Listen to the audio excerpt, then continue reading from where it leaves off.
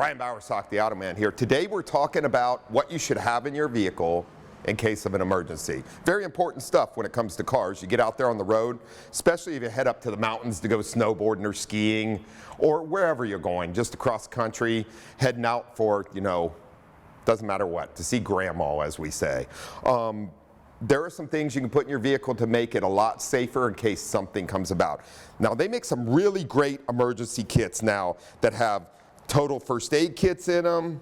They have flares in them. Now, I got to be honest with you, I'm not a big fan of actual flares here in California, so we do have roadside triangles we can get that work much better. They also have LED flashing lights you can lay out.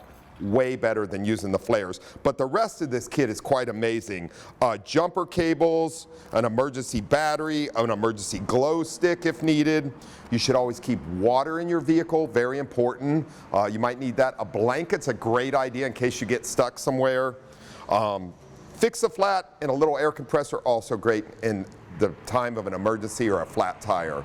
These are all items if you keep in your vehicle and you do have a scenario, you have to wait on AAA, etc., you'll be safe and comfortable. I'm Brian Bowersock, the Auto Man. For the latest automotive news and helpful tips, watch for the Auto Man Fridays on the CW San Diego, sponsored by the West Automotive Group.